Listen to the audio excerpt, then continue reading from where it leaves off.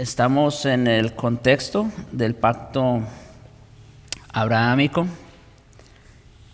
¿Recuerdan cuáles son los 3 textos claves del pacto abrahámico? O sea, donde se promulga, donde se confirma, donde se amplía el pacto abrahámico. Bueno, Génesis 17 es el último. No, también, bueno, vamos a empezar de atrás para adelante. Génesis 12 es el primero. ¿Y el otro? 15. Muy bien. Génesis 12 es la iniciación del pacto. Génesis 15 la confirmación del pacto, donde Dios le pide que hagan parte a los animales, etcétera. Ustedes ya saben la historia. Y luego Génesis 17 es la ampliación del pacto, donde Dios establece, ¿recuerdan qué cosa? En Génesis 17, la circuncisión. Muy bien. Rápidamente vamos a hacer este repaso. Entonces, este pacto es bien interesante, ¿verdad? Pero bueno, vamos a ver.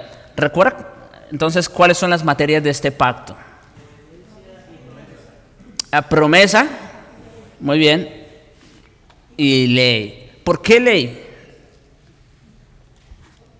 Promesa es fácil, todos sabemos por qué. Pero ¿por qué ley? ¿Recuerdan?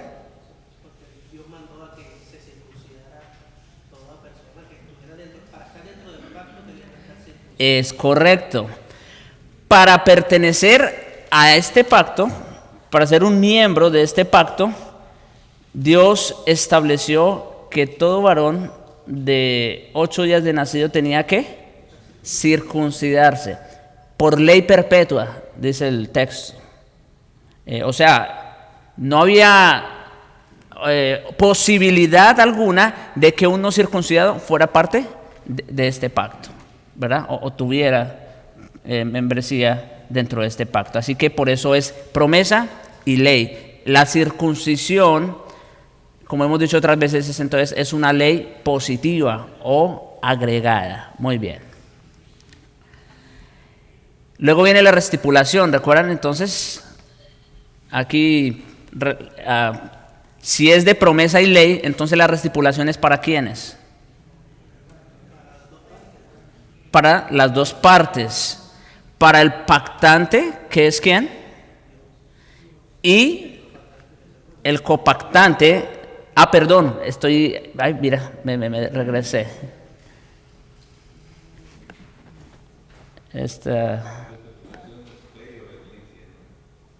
Ahí está, sí, ya.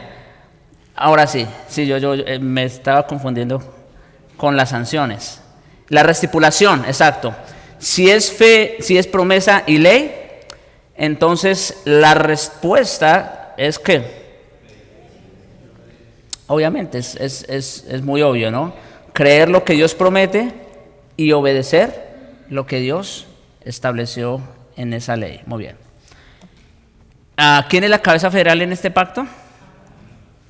Claro, Abraham, sin duda. Ahora sí, las sanciones. ¿Sobre quién recaen? Sobre los dos, pactante y copactante. En este caso, pues Dios es el pactante y los copactantes, ¿quiénes son? Exacto, es lo que vamos a ver. Y por cierto, ¿cuál era la sanción en este pacto? No, es exactamente, muy bien.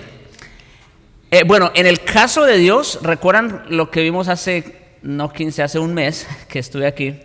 En el caso de Dios que pasó en medio de los animales, es como que Dios estaba de alguna manera diciendo: así se me haga y aún me añada si no cumplo con lo que yo estoy prometiendo. Dios estaba echando sobre sí mismo esa amenaza, ¿verdad? En el caso de los copactantes, ¿cuál era la sanción? Serían cortados del pueblo de Israel. No pertenecerían ya más al pacto. Muy bien. La señal, ahora sí. Exacto, esa es la señal del pacto. ¿Quiénes son los miembros entonces de este pacto? Exactamente. Todos los hijos circuncidados de Abraham. Ellos son los miembros de este pacto, ¿verdad? Es para ellos. Y por lo tanto, entonces, ¿cuál es la forma de este pacto? O las formas, más bien. Pacto de gracia y obras. Pongo obras entre paréntesis porque sí, obviamente es principalmente un pacto de gracia, pero con una ley agregada, ¿no es cierto? Una ley positiva. Muy bien, esto para refrescarlos, ¿verdad? En cuanto a lo que hemos visto del pacto abrahámico hasta ahora. Bueno, podemos decir ya con esta tabla completa que eso es el pacto abrahámico, en pocas palabras. Eso es el pacto abrahámico. Ahí están prácticamente todos los elementos que constituyen el pacto abrahámico. Ahora, con el hermano Dani, ustedes vieron algo interesante. Él se enfocó principalmente en lo que tiene que ver con la circuncisión, ¿recuerdan? Y entonces yo creo que ustedes recuerdan, él les enseñó estas tablas, ¿verdad? Sobre la circuncisión. Y él trajo estas tablas precisamente para que ustedes vieran claramente vamos a decir, qué relación hay en realidad entre circuncisión y bautismo. O mejor dicho, cuáles son las diferencias entre circuncisión y bautismo, ¿no es cierto? Que eso es un punto con el cual ustedes, como lo hemos dicho otras veces, nosotros nos distanciamos o diferimos de los hermanos presbiterianos. Y aquí él puso pues una lista de cosas, ¿no? Habló de la institución, de la señal, del sello, de los sujetos, del género, etc. Y ahí entonces él les dijo exactamente hacia quiénes estaba enfocado tanto la circuncisión como el bautismo, ¿no es cierto? Por ejemplo, eso de que la señal de qué es la circuncisión. Bueno, la circuncisión es señal del pacto abrahámico, ¿no es cierto? Con sus descendientes físicos. O sea, la circuncisión literalmente no tiene nada que ver con, vamos a decir, con el nuevo pacto. Ya no es necesario el rito de la circuncisión para pertenecer al nuevo pacto, ¿verdad? Por otro lado, ¿qué simboliza el bautismo? Ahí está, la unión con Cristo. Bueno, hoy precisamente va a haber un bautismo y vamos a resaltar eso. Lo que es la obra del Espíritu Santo, ¿verdad? En esa unión con Cristo, en la vida del creyente. Los sujetos, ¿quiénes se debían circuncidar? En el caso de, ¿verdad?, los varones de 8 días de nacidos, o cualquier varón que fuera extranjero y quisiera pertenecer a Israel, también tenía que circuncidarse. Ahora, ¿quiénes se deben bautizar? Exacto, muy bien. Entonces, no voy obviamente a profundizar más ahí, como digo, es solo un repaso, ustedes ya lo vieron.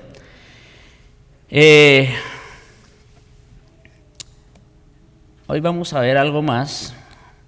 Bueno, ahí hay más: modalidad, alcance, sentido espiritual, necesidad. Yo les quité esa. Bueno, por si veo que algunos están tomando la foto, se las dejo. Esta es la segunda tabla que él puso. Muy bien.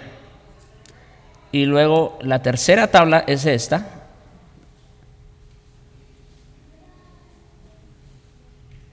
Relación con la fe, administración pactual. Esa administración pactual también es importante, porque como dice ahí, en el caso de la circuncisión, es en base a la descendencia física de la casa de Abraham. O sea, otra vez, ¿quiénes debían ser circuncidados? Todos los descendientes físicos de Abraham.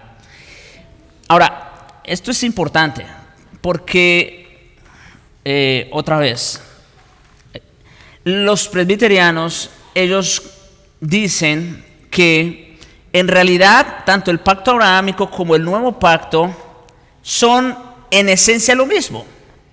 O sea, cuando ellos sugieren o enseñan que tanto el uno como el otro en esencia son lo mismo, ¿saben qué están dando a entender?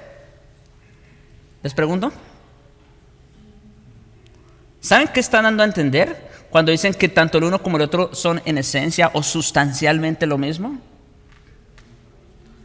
¿Cuál es la sustancia de un pacto? A ver, vamos a refrescar, a sacar lo que tenemos allá.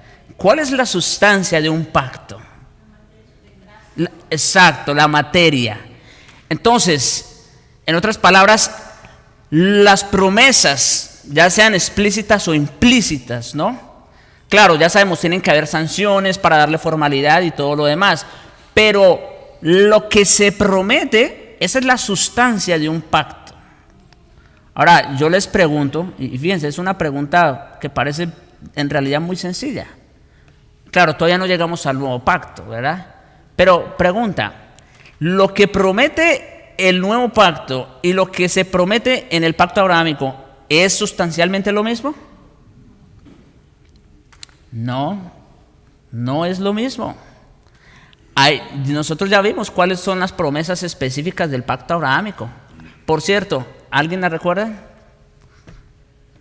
3 promesas. Una. Exacto. ¿Cuál dijo? Descendencia, ¿verdad? Una posteridad.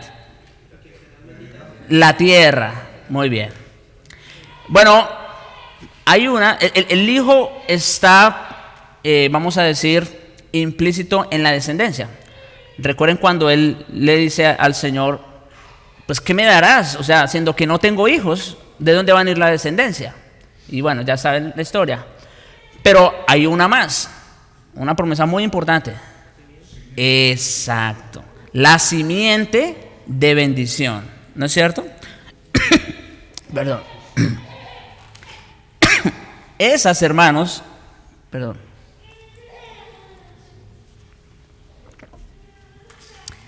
Esas son las promesas del pacto abrahámico.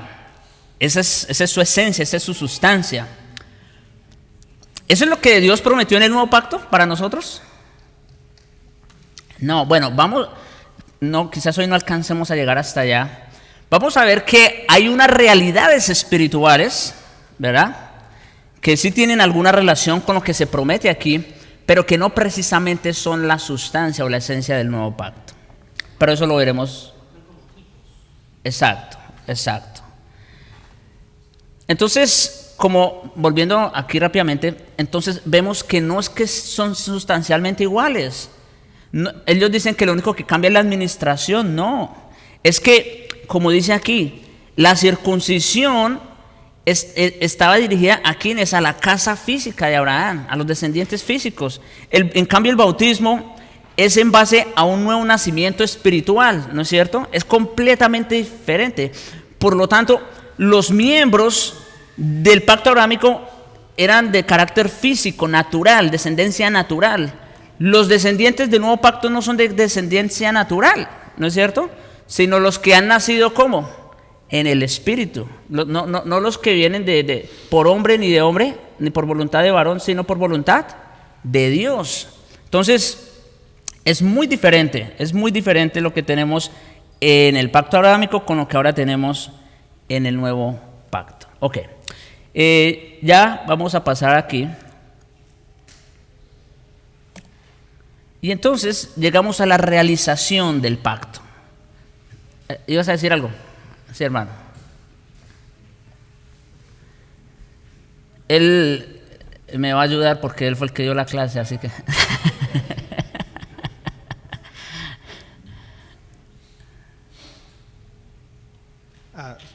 Solo si te puedes regresar un poquito. A ver, sí. Bueno, simplemente quería resaltar algo de la administración pactual, el Sí. tercer punto de la tabla. También podemos ver en Juan 8, cuando los judíos le dicen a Jesús que ellos son descendientes, ellos no son esclavos de nadie, que ellos son hijos de Abraham. Y luego Jesús les responde que si el Hijo los libertare, verdaderamente seréis libres. Entonces, apuntando a esto, ya que aprendimos esto, vemos cómo ellos estaban haciendo alusión o haciendo respaldo de lo que ellos creían de una realidad física. Pero sin embargo, Cristo les estaba hablando de una realidad espiritual, que si verdaderamente creían en Él y creían en su palabra, verdaderamente serían libres, porque les estaba diciendo que eran esclavos del pecado. Sí. Entonces ahí podemos ver también esa diferencia clara, que Cristo les habla de una realidad espiritual y ellos están defendiendo, si se puede decir así, con una realidad física. Gracias por ese comentario, porque entonces ahora que lo menciona, déjeme decirles lo siguiente. Y estamos en lo mismo, en la misma página todavía. Pregunta, es una pregunta otra vez muy básica, muy elemental, pero que tenemos que responder. Ya dijimos que los pactos son diferentes, prometen cosas diferentes. Mira, una pregunta muy, muy concreta, y esto nos va a quitar toda duda. El pacto abrahámico, ya ustedes conociéndolo como lo conocen, ya conociendo cuáles son las promesas, ¿el pacto abrahámico fue para salvación? Ahí está. Yo no tengo que decir más nada. La respuesta es obvia. El pacto abrahámico nunca fue para salvación. Ese no fue su propósito, no fue su intención. Las promesas tampoco eran para salvación. Hay una promesa, como ustedes ya lo mencionaron, que sí implica una salvación. ¿Cuál? La de la simiente de bendición.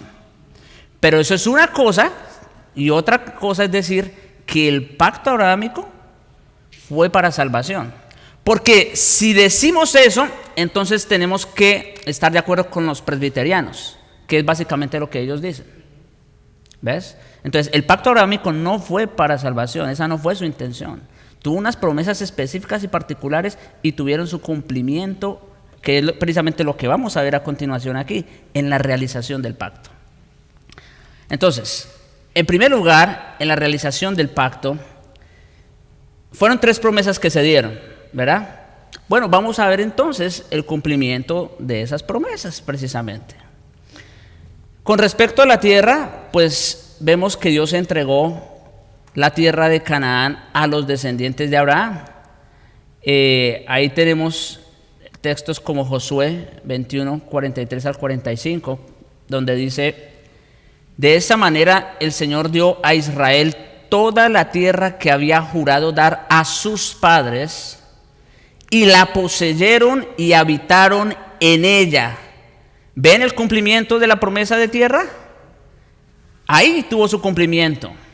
En la conquista, encabezada por Josué, dice: la poseyeron y habitaron en ella como el Señor les había prometido a sus padres.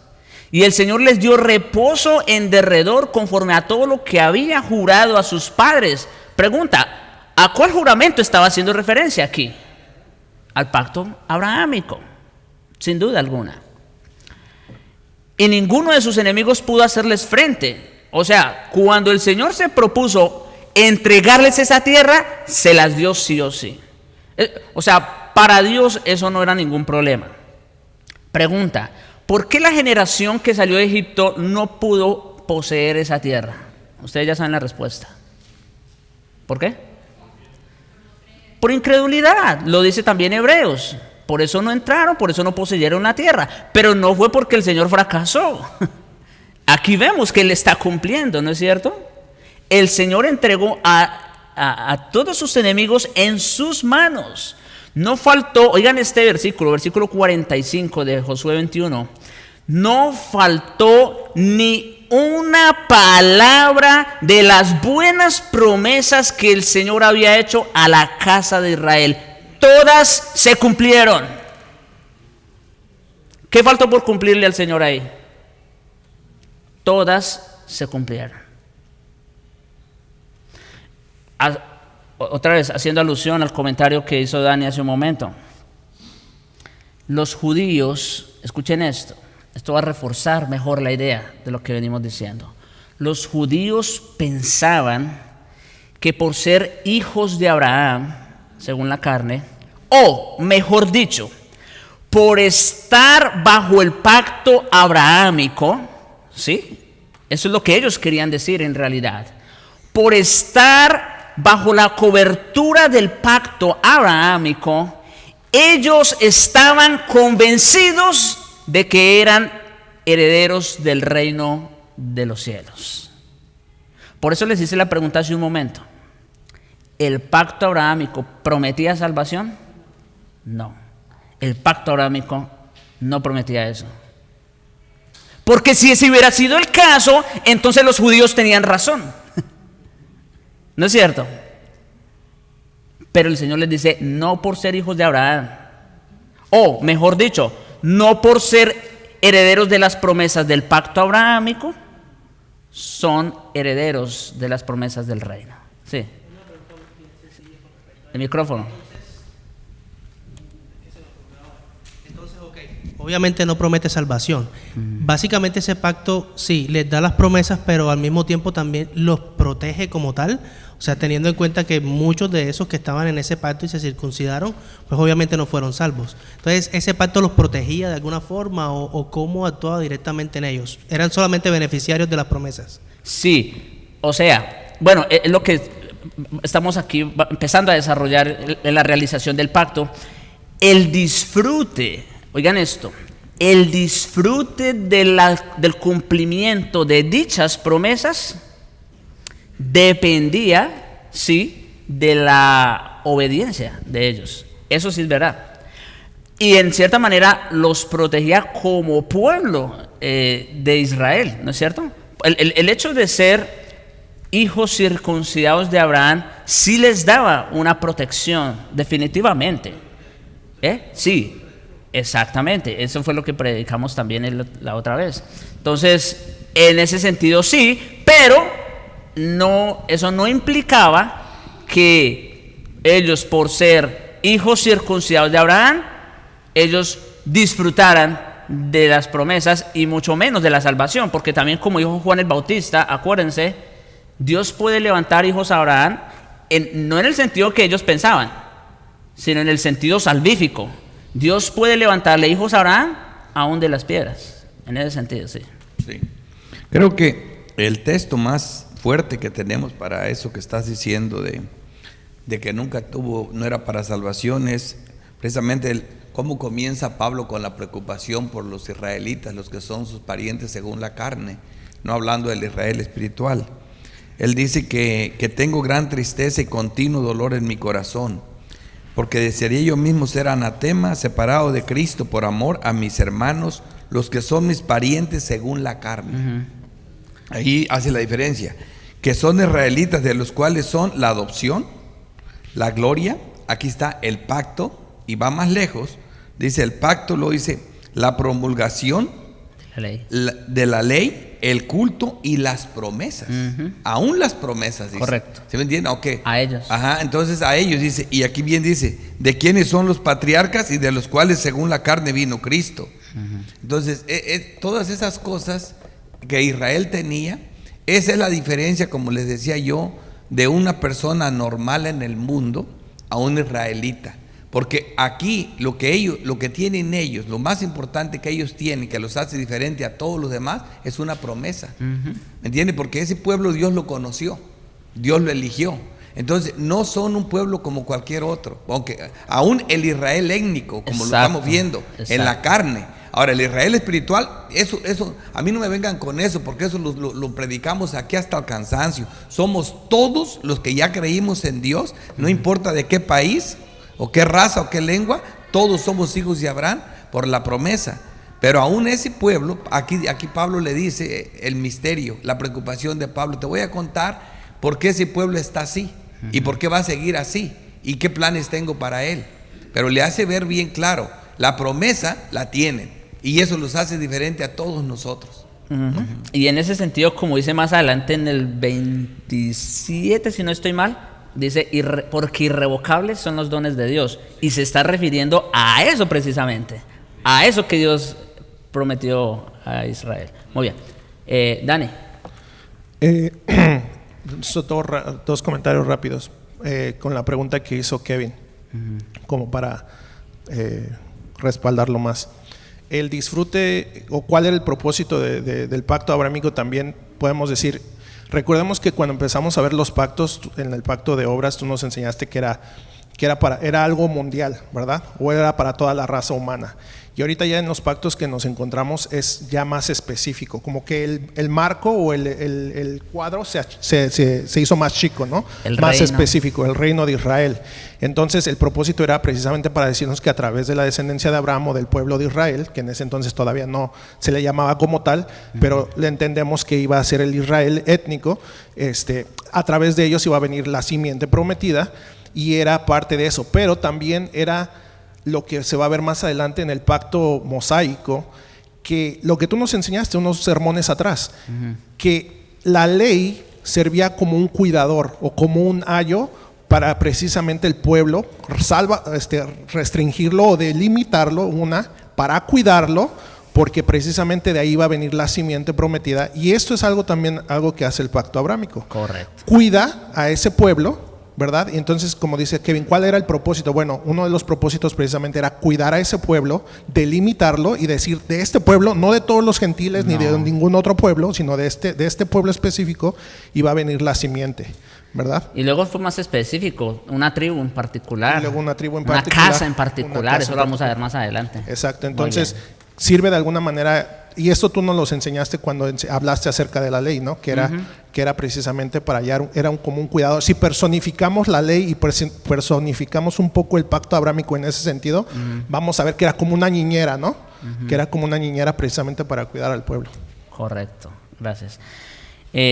Las prédicas de Gálatas nos ayudan muchísimo, ¿verdad? Porque ahí he tratado todo eso, claro, obviamente siguiendo la línea de Pablo ahí en la epístola, pero ahí hemos tratado todo esto muy bien también. Así que, bueno, seguimos. Otro texto que nos habla en cuanto al cumplimiento de la tierra, o la entrega más bien, el cumplimiento de esa promesa, ¿verdad? En Nehemías 9, versículos 7 al 8, y esto es interesante. ¿Recuerdan cuál es el contexto de Nehemías? Bueno, Josué, ya saben, es la conquista, ¿verdad? Es la generación del desierto. Pero Nehemías, sí, y eso viene después de qué contexto, ¿recuerdan? ¿Qué había pasado antes de eso? El exilio. Israel había también estado así más o menos en la misma situación que estuvo en Egipto, ¿recuerdan? Esta vez fue menos tiempo, fueron 70 años en Babilonia, pero básicamente era el mismo panorama, el mismo escenario. Estuvieron cautivos todo este tiempo allá, y entonces, ¿qué sucede? Dios otra vez los regresa, ¿no es cierto? Entonces dice en Nehemías 9, versículos 7 al 8, tú eres el Señor Dios que escogiste a Abraham, lo sacaste de Ur de los Caldeos y le diste por nombre Abraham. Hallaste fiel su corazón delante de ti e hiciste con él un pacto para darle la tierra del cananeo, del hitita, del amorreo, del fereceo, del jebuseo y del gergeseo, para darla a su descendencia. Y miren lo que dice: y has cumplido tu palabra porque eres justo. O sea, Dios ya lo había hecho una vez, allá en Josué, fue el texto que vimos hace un momento. Pero Dios sigue cumpliendo su promesa, sigue cumpliendo su pacto. Dios no se olvidó de las promesas que le ha hecho a sus padres, y aquí ya no estamos hablando de 400, 500 años después, aquí estamos hablando ya de más de 1000 años que habían pasado desde Abraham hasta Nehemías. Y otra vez Dios recuerda el pacto que había hecho con Abraham para devolverles otra vez, después de que habían estado un tiempo en el exilio, vuelve y les entrega su tierra. Ahora, y históricamente, claro, ya eso no está en la Biblia, ¿verdad? Pero ustedes también conocen la historia. Israel estuvo por más de 1000 años fuera de su tierra, y entonces en 1948 se les vuelve a entregar la tierra. Pregunta, ¿eso es coincidencia? ¿Ve cómo todavía sigue teniendo efecto lo que Dios le prometió al Israel étnico? Al Israel físico, a los hijos de Abraham. Sí. Ellos son herederos de esas promesas, ellos, sí. Muy bien. La segunda, o el segundo cumplimiento, o más bien el cumplimiento de la segunda promesa, que tiene que ver con los descendientes de Abraham. Tenemos un texto ahí en Primero de Reyes, capítulo 4, versículo 20. Dios multiplicó los descendientes de Abraham, dice allá en Primero de Reyes: Judá e Israel eran muchos, como la arena que está junto al mar en multitud. Eso parece ser palabras sacadas ¿de dónde? ¿Recuerdan? De Génesis, ¿cierto? Así, cuando Dios le dijo, mira las estrellas y puede contarlas. O como la arena que está a la orilla del mar, ¿recuerdan? Así será tu descendencia. Bueno, aquí trae esas palabras que Dios le dijo a Abraham, aquí las trae, pero para decir que eso ya era un hecho. Eso ya no era una promesa, eso ya era un hecho, ya se estaba cumpliendo. Entonces dice, eran muchos como la arena que está junto al mar en multitud, comiendo, bebiendo y alegrándose, o sea, disfrutando de la tierra, se puede decir. Y en Hebreos 11, versículo 12, leemos, por lo cual también de uno, hablando de Abraham precisamente, y ese ya casi muerto, salieron como las estrellas del cielo en multitud y como la arena innumerable que está a la orilla del mar. Hebreos, el autor de Hebreos está trayendo o haciendo eco de ¿qué cosa?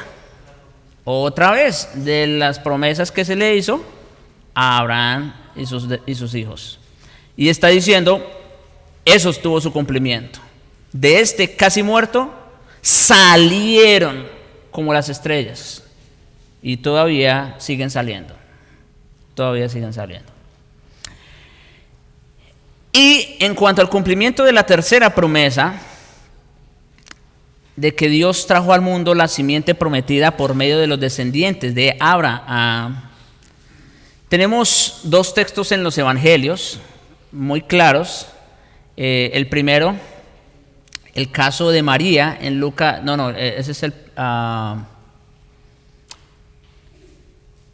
sí, María y Zacarías lo declaran. En Lucas capítulo 1, versículos 54 al 55, dice lo siguiente: socorrió a Israel su siervo, su descendencia física, acordándose de la misericordia, oigan, de la cual habló a nuestros padres para con Abraham y su descendencia para siempre. Ahora, ¿de qué está mencionando estas palabras? ¿O a quién se está refiriendo? Precisamente al nacimiento del que venía en el vientre de María. ¿No es cierto? Y luego, en Lucas 1, versículo 68 y versículos 72 al 75 leemos: bendito el Señor Dios de Israel, que ha visitado y redimido a su pueblo. Bueno, todavía Cristo todavía no había ni nacido, para empezar. Pero miren cómo se expresa aquí María, que ha visitado y redimido a su pueblo. Ya lo ve como un hecho.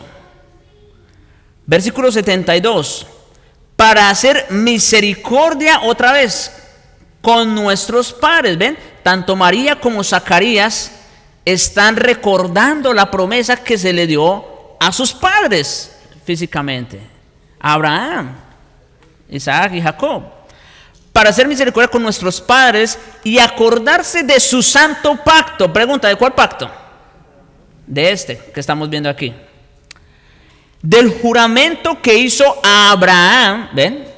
nuestro Padre, que nos había de conceder que, librados de nuestros enemigos, sin temor le serviríamos en santidad y en justicia delante de Él todos nuestros días. En otras palabras, está haciendo eco de la tercera promesa del pacto abrahámico, que es ¿cuál? La simiente de bendición. Miren, Abraham, Zacarías lo pudo ver, María también, ¿recuerdan? Ella ya se daba por servida porque ya hasta había visto el cumplimiento de esa promesa, de la simiente de bendición. Este es el que esperábamos, este es el hijo de la promesa. Y claro, un texto mucho más claro, que ya lo vimos en la prédica, en Gálatas 3:16, cuando dice: ahora bien, a Abraham fueron hechas las promesas y a su simiente. No dice y a las simientes, como si hablase de muchos, sino como de uno, singular, y a tu simiente, la cual es ¿quién? Cristo. Ahí está claro. Entonces, hermanos, podemos concluir esta parte diciendo que Dios fue fiel a todas sus promesas con Abraham.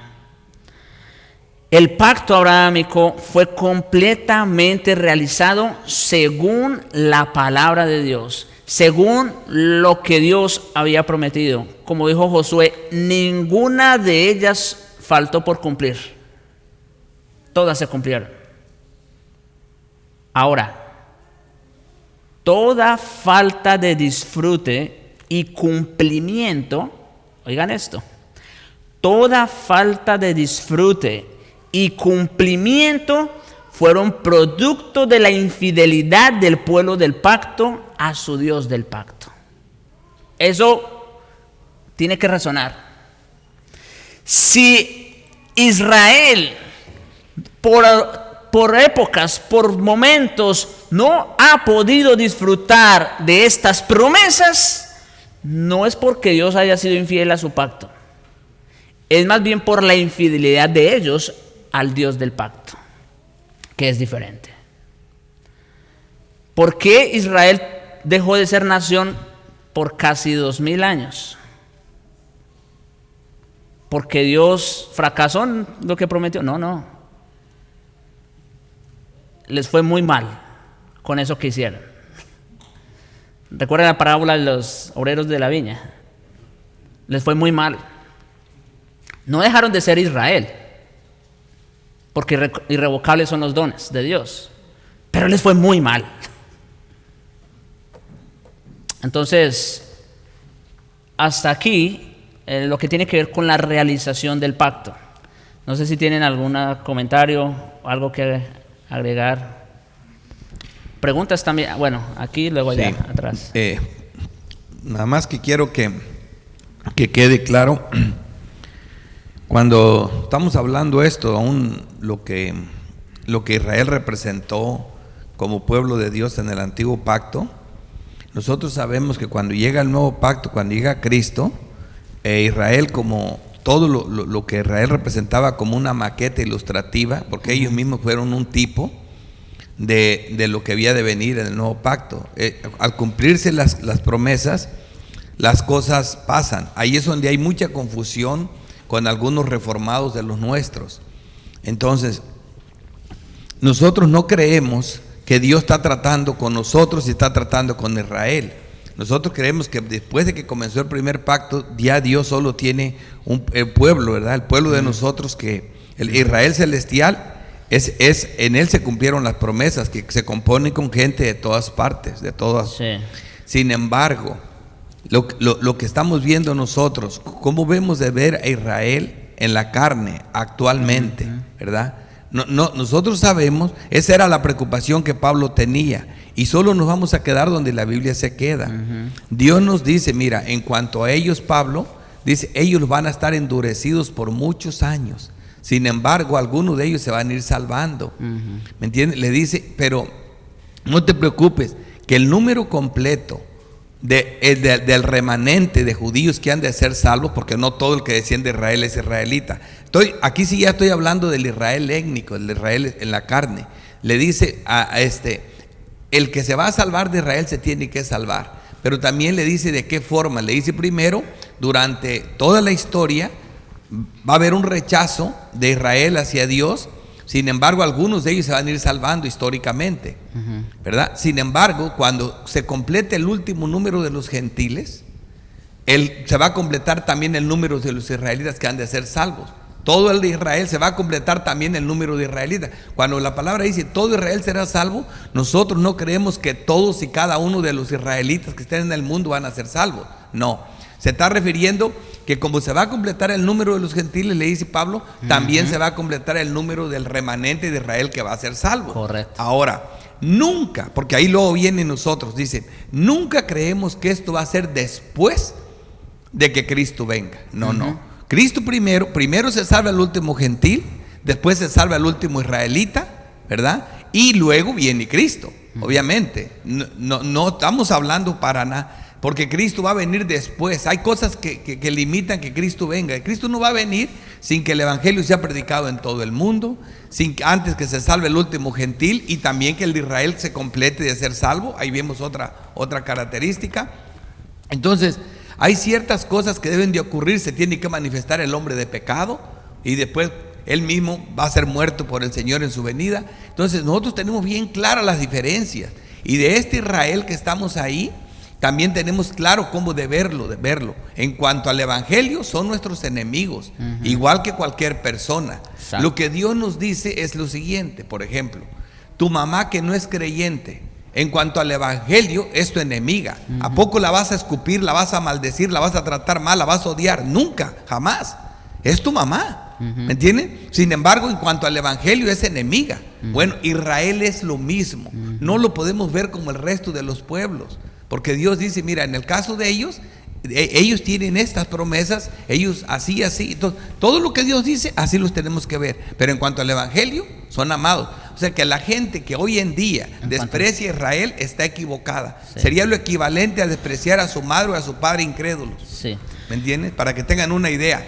Sí. ¿Por qué? Porque realmente no son cualquier pueblo, ¿verdad? No dejan de ser cualquier pueblo. Literalmente Dios le dijo, mira, ellos no son como cualquier otro. No. ¿Me entiendes? Ellos siguen teniendo todo esto, porque a los que yo conocí, por cuanto los conocí, ¿me entiendes? Eso no va a cambiar. Dice, porque irrevocable es el don y el llamado.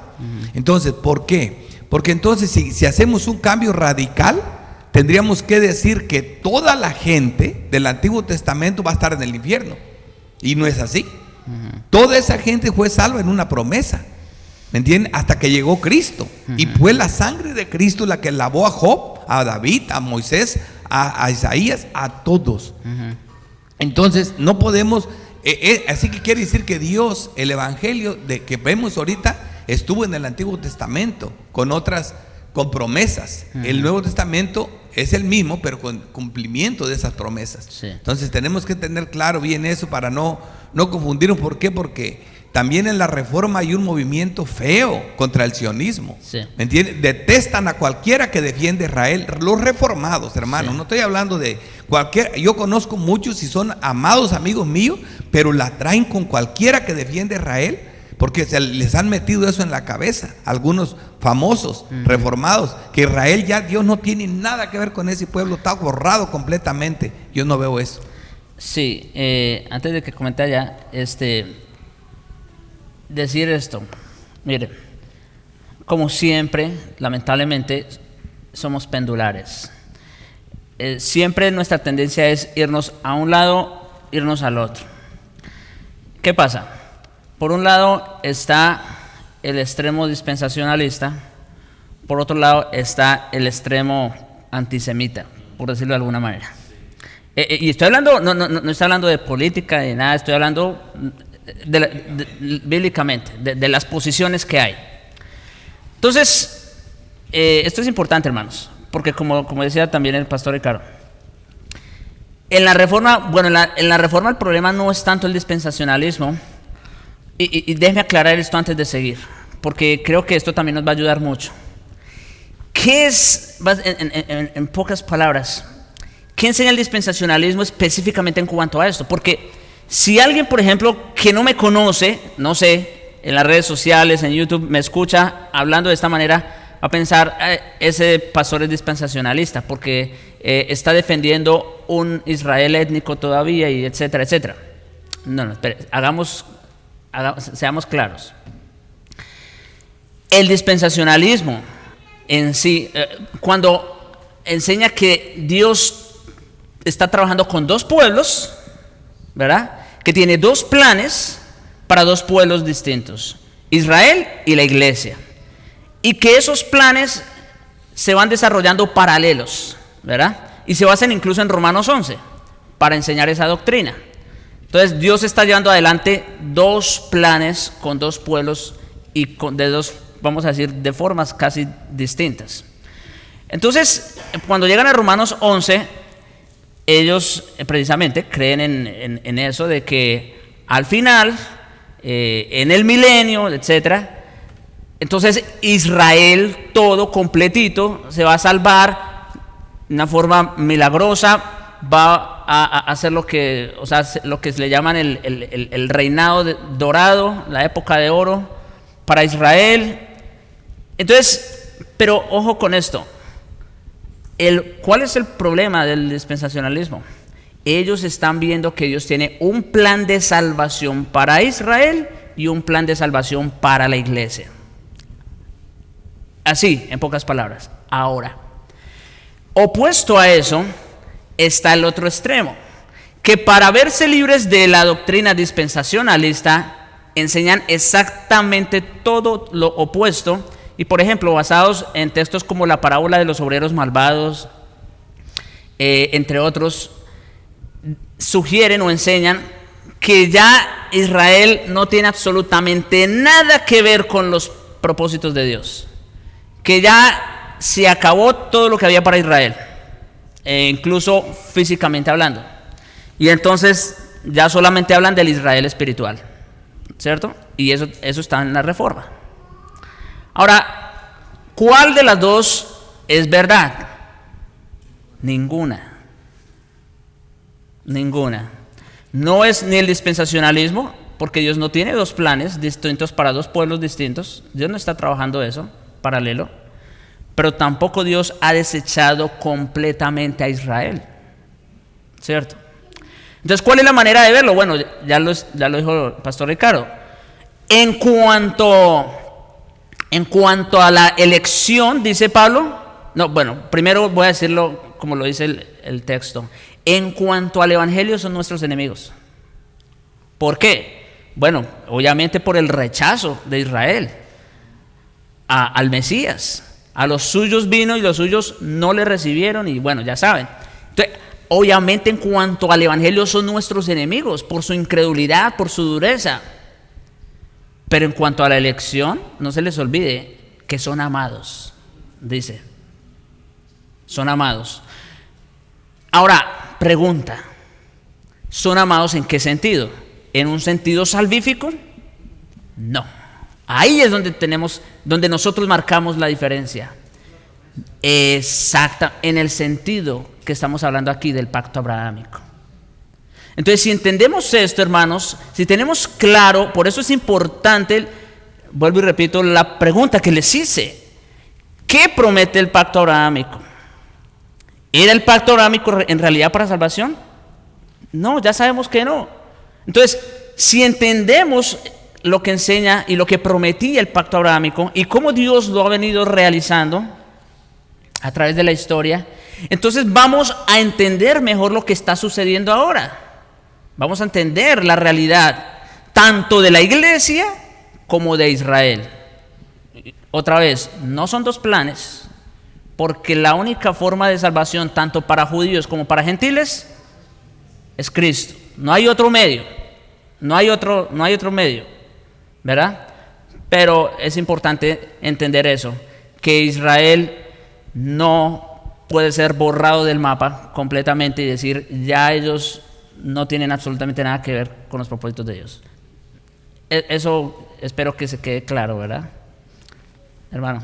Sí, es un recordatorio quizá de lo que nos habló Dani la vez pasada, con base a lo de las promesas. Y hay muchas veces personas que dicen, no, Dios no cumplió las promesas o no está cumpliendo las promesas porque no tienen la tierra y este tipo de cosas. Y es recordar que Dios, las promesas tienen un cumplimiento corporativo, pero el hacer parte del pacto, que es el tema de la circuncisión y demás, era un requisito individual.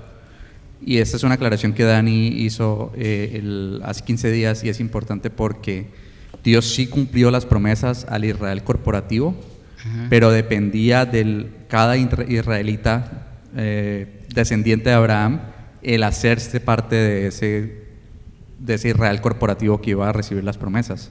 Correcto. Entonces, eso es una aclaración importante, porque cuando hablamos de que fueron exiliados, de que se cayeron del pacto, no es Dios quien está incumpliendo el pacto, como tú ya lo dijiste, sino son ellos quienes están siendo infieles, porque Dios siempre permanece fiel, y a lo largo de todo el Antiguo Testamento se da evidencia de eso.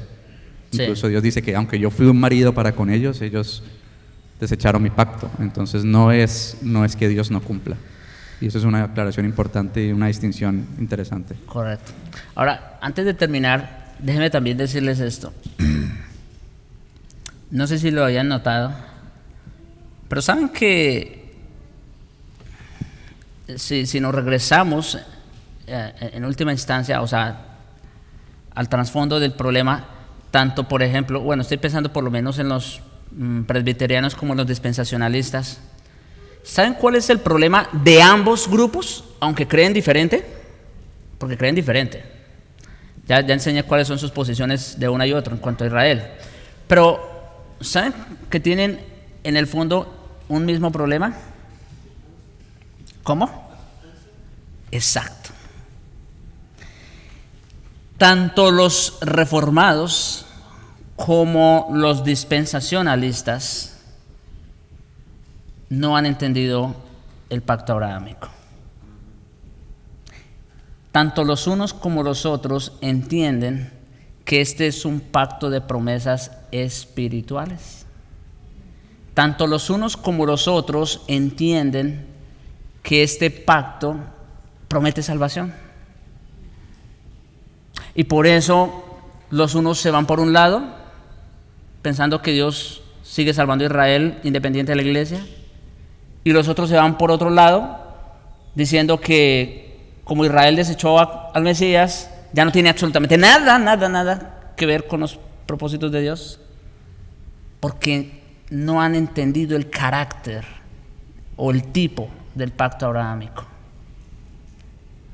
Hermanos, honestamente les digo, y no es en realidad, el Señor lo sabe, no somos mejores que nadie, lo digo humildemente, no somos mejores que nadie, pero son muy pocos. Sí los hay, no somos los únicos, por si acaso no se asusten, no crean que esto solamente se me ocurrió a mí. No, hay otros serios bautistas reformados, como por ejemplo Renihan, como por ejemplo Richard Barcelos, y si nos remontamos más atrás, Nehemiah Kotz, entre otros bautistas serios, reformados, que ellos sí han entendido esto. O sea, que esto no es algo nuevo, pero lamentablemente son muy pocos los que entienden en realidad el carácter del pacto abrahámico. Entonces, esto es importante, hermanos, como digo, porque esto, ¿ves?, nos libra del error tanto del dispensacionalismo como del antisemitismo. Sí, mira, tenemos que tener claro que la salvación nadie se la ganó, siempre fue por gracia. Vemos en el caso del diluvio, dice que Noé halló gracia de parte de delante de Dios.